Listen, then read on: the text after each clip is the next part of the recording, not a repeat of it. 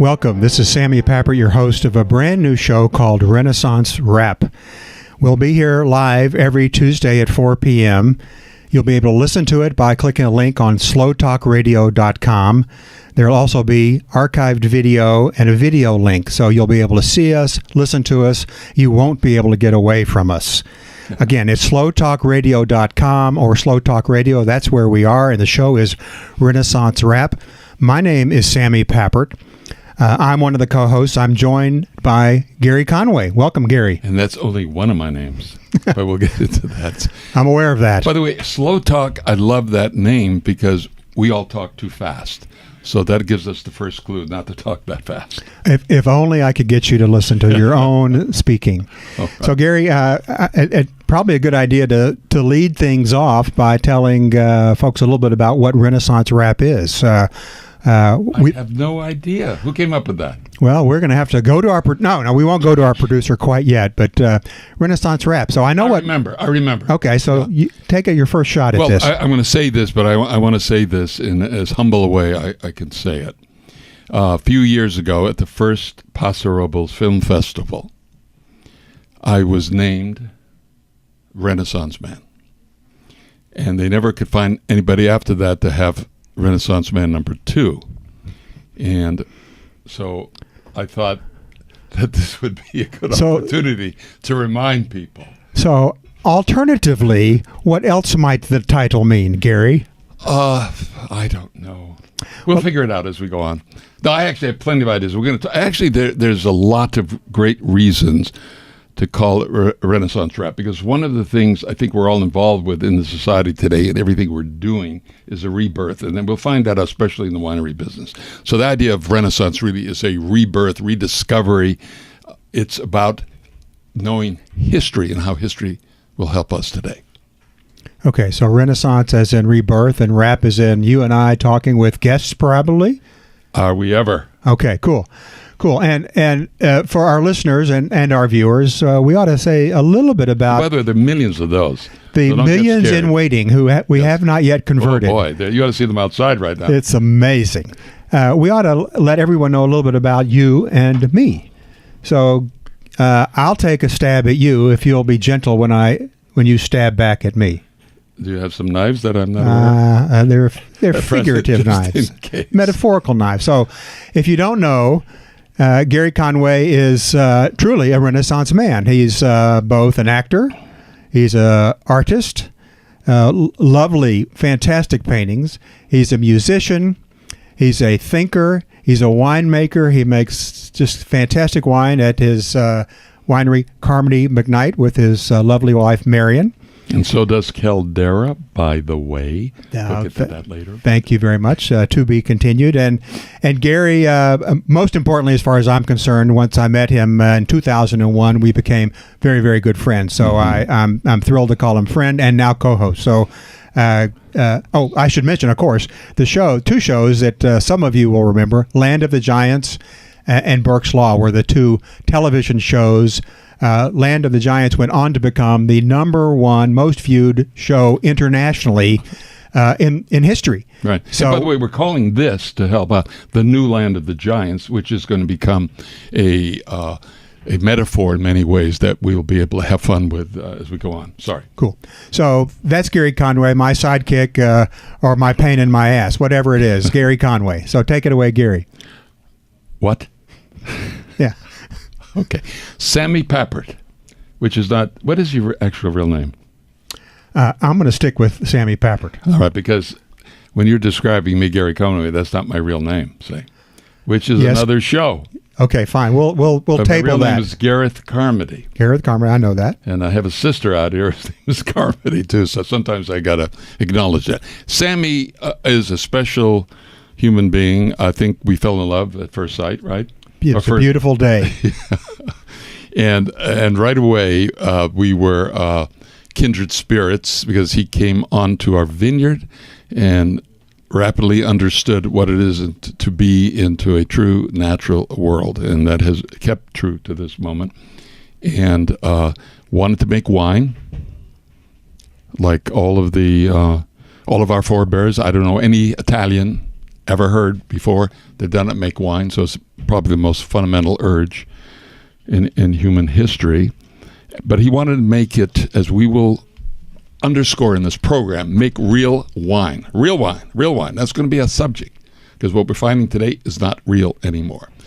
And Sammy is one of the few people who clung to that and made that essential to him. And his Caldera wine, you're drinking a real wine. And boy, we're going to talk a lot about that. Not just Caldera, but cool. What the hell that means. That'll be fun. Big, big, big deal. And then Sammy asked me, not just to be nice, I think it had other motives, to do the label, right, for you. But is that true?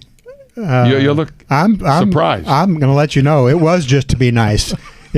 For those listeners who know how meticulous Gary can be, 30 iterations later, we finally came up with a label. So, but it was worth the wait. But you know what was great about the label? And it's going to be important in the show, too. It'll be important as we talk about wine and food, is that Sammy really got caught up in the idea, because we happen to have 3 volcanoes on the property, 3 volcanoes. And all the implications of that are incredibly important. And so Sammy understood enough that he wanted to have an echo of that on the label, correct? That is correct. And it was hard to do, because it's hard on a little label to make a big Well, it was hard to do with the limited talent that my artist had. Is that what you're talking about? And you ended up liking the label.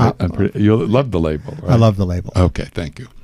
So Gary, as an artist, an artist is always struggles. I mean, that's the problem. You'll do a painting, and then later on you think, I don't know, is that really good? It's very. If you thought the last painting you did was wonderful, you may never paint again. That's a problem, you see. Gotcha. So that's when Gary and I met 15 or 16 years ago. Now this show, what is it our listeners and our viewers can expect from this show? Life and death. Life and death issues. Yeah. Okay. And cultural, and getting back to history, and what history can teach us, getting back to who we are as humans, and how we protect ourselves. We're not looking outside. How we feed ourselves. How about that as a subject?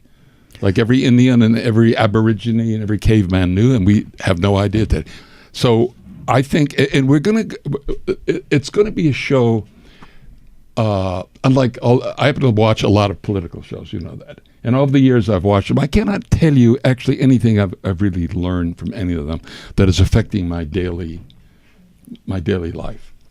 It doesn't affect the way I can feed myself, or whether I'm healthy or not, or of how I relate to my wife, or what creativity is. It doesn't. That's what this show is going to attempt to do. That's why, again, it's called Renaissance Rap. So is that too big of a goal? No, I don't think it is too big a goal. I'd like to kind of underscore a couple of points. The other thing we hope you end up finding when you listen and watch this show is that you have a lot of fun. Yes. Not only between the banter and repartee, which you might enjoy, possibly, between Gary and Sammy, but the guests. And others. We are really excited about some of the lineup of guests. We also hope that if indeed you are so inclined, that you'll suggest people who might fit in those roles. Again, we're talking about the smaller guys who battle the bigger guys in some cases, and it's the smaller guys who will remember. So the smaller producer, the smaller artist, the smaller musician, and I believe we're in just a fantastic place on this earth, San Luis Obispo County, where a lot of that is happening. So if we can find these people with your help, we think the show will continue to be very entertaining, very instructional, very educational, and then dadgummit, we're going to make it fun. And it's going to be an evergreen show. So any show we do will never be for a particular time. It'll be as valuable if it is today. It may even be more valuable next week, next month, a year from now, because we're going to be talking on subjects that are incredibly important and universal. And by the way, to again underscore Sammy's and underscored me, I feel successful that anyone listening to our shows, maybe won't happen with every show, will take something away that will affect their life in a positive way. And affect a life includes a lot in that statement. And if we're not doing that, then I think we're failing. when I watch television today or listen to radio, I get none of that. And I want this show to be different. And if it isn't, I want complaints. I didn't learn anything from that last show. What are you talking about? I want complaints. Because we want to pass on what we think we know and what others that we guess who we're sure we know. And cover subjects that are not covered today in any of the media. And I won't tell you why. It's not a big secret, but they don't like to give truth out too much. Okay? And so that's what we're going to do. And hopefully we'll do it, as Sammy said, in a way that will keep your attention, that will be, we use the word entertaining, I think, in a good way. And most importantly, it'll be information that you'll feel compelled to pass on to your family, to your husband or wife, to your children, to friends, because you will tell them, I just heard something today that I found pretty important. And I've got to chime in here, Gary. I know you were about to say this, but just in case you weren't, they'll be able to share this with a link. So this show will be archived. It's if you really want to show or share this with a friend, you'll say, send them an email with a link to this archived show, and that is powerful. And that's the whole genius of the show. That's what I'm doing here, and I think what you're doing here. We now have an opportunity, after all civilization, to this point, that we can have our little say and our little creative moments, and if it's working, 1 million people can tune in. Today, tomorrow, next week. That has never happened in human history.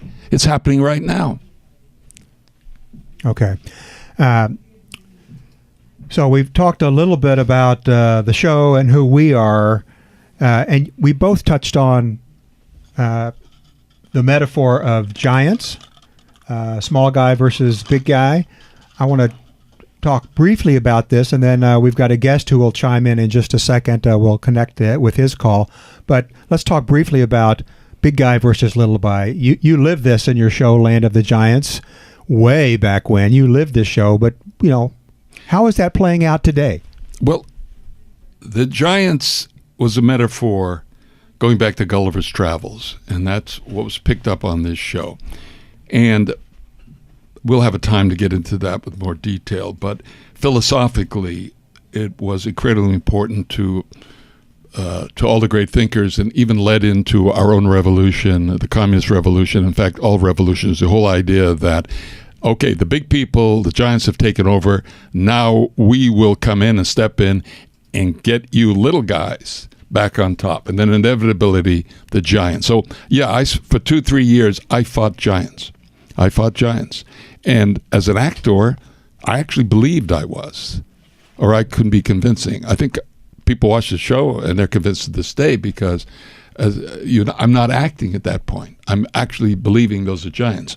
And when Sammy alluded a moment ago to being the most popular show on earth, it was exactly that metaphor that made it popular at a time when most countries were under the yoke of despotic regimes, and they felt suppressed. Now, there are a lot of examples I won't get into tonight directly how that related, how in all of the countries that weren't even watching much of television at all, that would make this a must-watch, because several of those I know directly from people who had experienced it, who were afraid of the Soviet Union at that point, and who were the giants.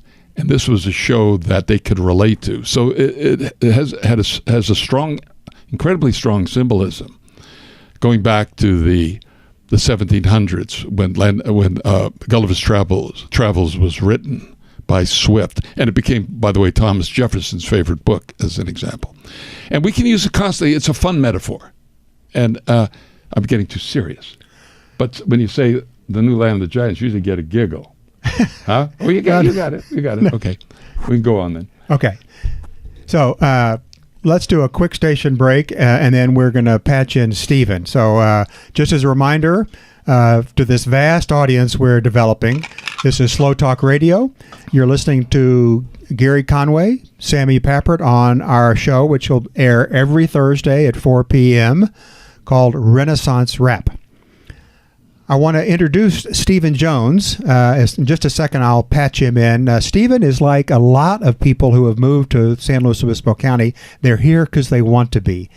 He's an entrepreneur. He's got an entrepreneurial spirit, has done multiple things, but he got to San Luis Obispo County and is now scratching his wine itch. Yeah.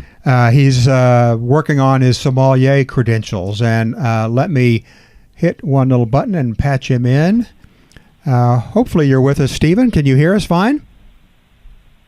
Yes, I can hear you, Sammy. Wow. Hi, Gary. How are you? Fantastic. Wow. Wait, hold on. I got to hear that again. That's brilliant. You're way far away, and we can hear you. See, I love this modern technology.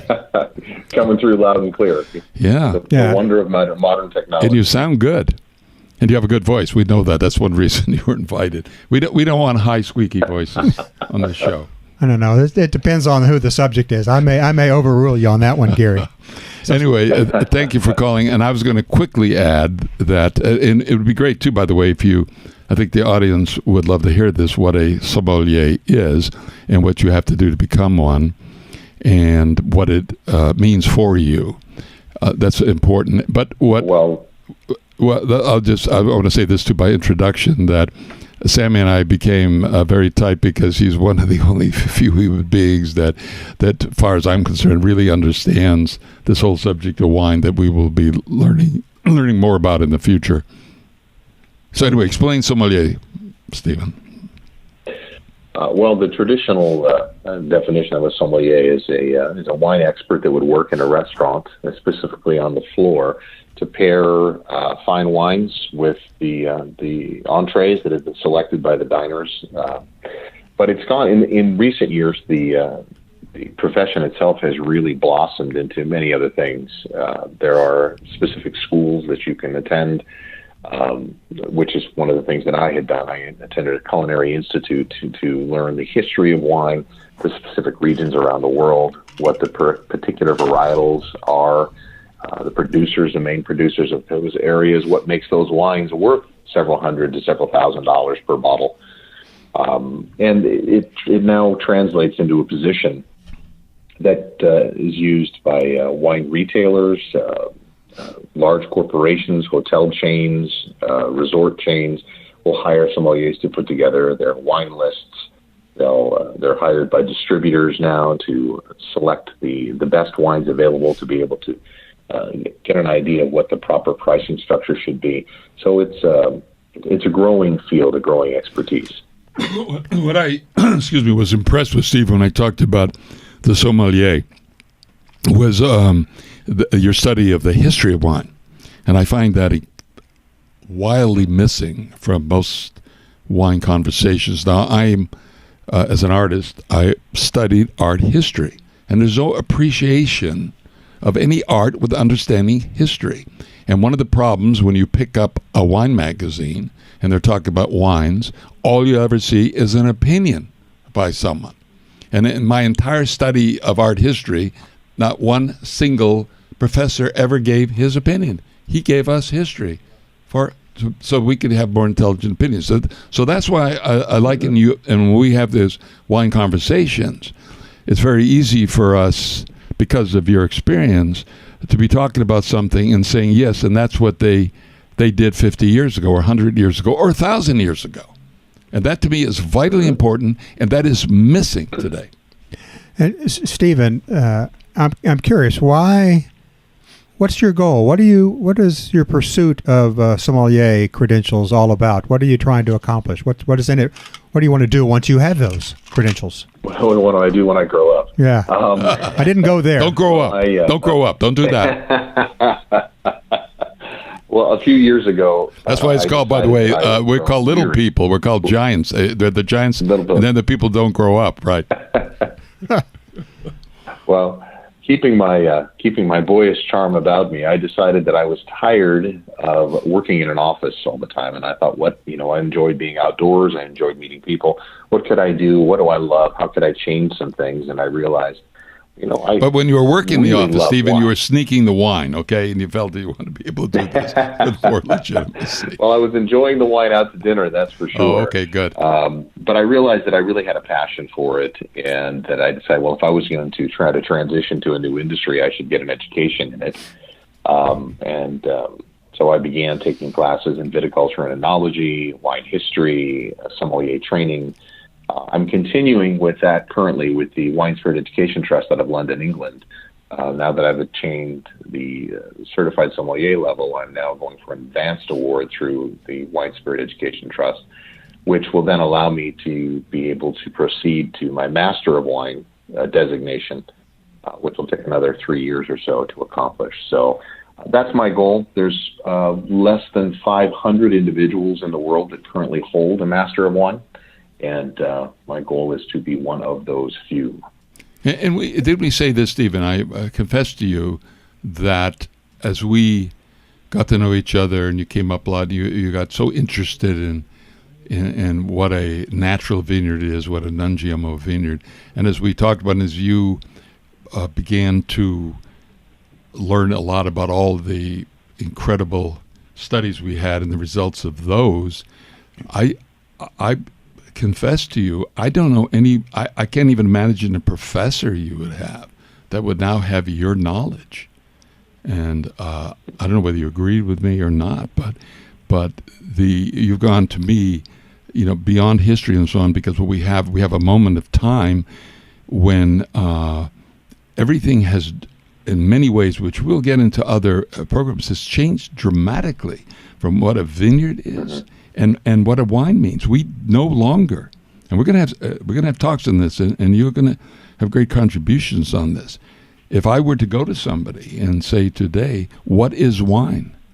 They wouldn't know how to answer. For 7,000 years, or my grandfather, if I said, what is wine? He would say, hey, stupido. I got a grape, I crushed it, and it's wine. That's no longer the case. Oh. So, Stephen, I'm curious about this. I've heard business school folks say, I've heard professional business people say, it takes 10,000 hours of practice to become an expert. Is it going to take 10,000 hours for you to get your master's level sommelier credentials? Well, let's see. If I added up the hours that I've already put in and what's going to take, it'll probably be about 10,000 hours. Okay, we'll talk to you then. But give us a warning at 9,500. I want to see how he changes along the way from the Stephen I know now to the Stephen he becomes. That'll be an interesting. Yeah, when you get that credential, we don't want you become a different Stephen, kind of a snobby Stephen, because I find some of these grand sommeliers a little snobby. That snobby and Stephen will not go hand in hand. I'm not worried about that. No, and that's true, Gary. It's funny is that the more that I meet in the industry, there are many who they get caught up, I think, by the I don't know if I would call it the romance, but they do get caught up with particular vineyards in particular. You and I have discussed Romanée-Conti. We've discussed Chateau Lafite and some of the other Grand Crus. Some of the 1855 classification houses in France, and some of them, still are making wonderful wines. But as we've discussed, and using the metaphor that I heard you gentlemen discussing, the land of the giants, that's one of the things that I find fascinating, and I found fascinating about your vineyard, Gary, was that the industry itself has been taken over by corporations, and there are many still small vintners across the country, around the world, that are still doing it the right way or trying to. And by the way, the problem is you've got these very large corporations that are squeezing them because it's a matter of dollars now, and it makes it harder and harder to do the right thing. And the most important thing, you and I have discussed this, and I'd like to pass this on. And this is one of those things I love our public to really think about. This is very important to think about and support. That if we take the 200 most expensive and most important and most revered wines right now across the world, they're all small. They're not anything to do with corporation. And there's a great lesson to that, because as we become giantized, is that the word? It's a word now. Okay. That's what we're going to lose. And that's what we're losing. Yeah. And that's why we have to be, That's right. who are listening to this, on guard. That's why it's called Land of the Giants. So when I did Land of the Giants, 12 hours a day, you worry about giants. And if you think that's a good giant there, he's might be a cute giant, or no, he's fooling you. Yeah, You got to be careful. they're all bad. They're all bad. It's not that they're bad, they're giants. That's right. That's true. They're just giants. So, Stephen, I got to build on something you mentioned, Small, and Gary as well. Mm-hmm. I know I will see you this weekend at the Garagiste Festival event in Santa Monica. The Garagiste, I think there's 50 pouring this weekend. It'll be a fantastic show for you. We're thrilled to be pouring Caldera Cuvée there this weekend, but these are all by definition Small. 1,000 production or smaller, almost without exception. They don't own their own land. They're getting juice or grapes from someone else, and it is going to be 50 of the most fantastic little wineries you've And ever they're the small tasted. guys. And they're all small guys. And the Garagiste, I They're love all the name small. because it supports it, because they make wine in the garage like all mankind did. My grandfather made it in the cellar. Yeah. It was too cold to go out in the garage, so he made it in the cellar. And Well, the you know, fact funny, that there is, as I mentioned, there's a gentleman in he would qualify as Garagiste Henri Géant and he is the winemaker for Richefort, the Grand Cru Yeah. from France, and he makes it in his garage. Yeah. He still does to this day make Yeah. it in his garage. About it's a symbol again. It's what we're 600 to dealing 1,000 with. It's a cases a symbol. year. Yeah. Because if it's not the garage or the cellar, and we have to have a place, by the way, that can ferment wine, so the cellar is the ideal. If it's not the cellar, it's the factory. Yeah. And that's what the giants love to give you. Anyway, where's that garage in case? We have 1 million visitors. And Well, it's at the Santa Monica Women's Facility. I forget exactly. It's on 4th Street in Santa Monica this Saturday. The website is garagistefestival.com if you want to look it up. They do have an event every year in Paso in November. And with that, Stephen, we're going to let you go, and thank you so much for calling in. by the way, what are you drinking at the moment? This afternoon, I'm drinking Right now. some nice pure crystal water. All right, as are we. I'll see you this weekend. We're going to begin to wrap up our show. We sure appreciate you being here. And, Thank you, Stephen. Thanks very much, Stephen. Thank you, gentlemen. See you on Saturday. So long. So, Gary, we are at a point where we got a couple of minutes left in our show. What one I thought point? the show was a 2-hour No. show. I know you wanted it to be a told me 4-hour that. show. We've negotiated our package with our producer for 30 minutes, and that's it. It was going to start to be 2 hours. Then they heard. Then they the heard you test were going to be on the show. Oh, okay. So we're gonna wrap this up now in 2 minutes, if I can get a word in edgewise. And any last minute points you think are critical that we share with our listeners before we sign off today? Listen to this show or die. Okay. Now, and that is a link we hope you will share. Listen or die. That's good. That's good. So I do think we want to start wrapping things up. That's why we're called Renaissance Rap. But it's a different spelling. Oh, yeah, wrap. So it's Renaissance Rap, W-R-A-P. That's what we're doing now. Renaissance Wrap It Up. Okay. Wrap it up. That's right. Our producer is giving me the sign. So a couple of things, folks, as we begin to wrap up. Let's remember this is Slow Talk Radio. You can find us at slowtalkradio.com. The show is Renaissance Rap. Gary Conway and New Land of the Giants. Yeah, we are in the new land of the Giants. That's a metaphor for what we'll be talking about week in and week out. Right. You'll find us at 4 p.m. every Thursday, but you'll also be able to find us live or archived on the slowtalkradio.com site. We do hope over the course of the next few minutes, while it's fresh in your mind, if you have any immediate thoughts, you'll send them to us via that site, slowtalkradio.com. Guests you'd like to hear and see, subject matter you'd like us to talk about, that would be fantastic, and truths that we may have missed. There are going to be truths we'll miss, but boy, do we want to dive into them. So with that, I'll say, Gary Conway, thank you very much. Thank you, Sammy. Great job. All right, splendid. So long, everyone.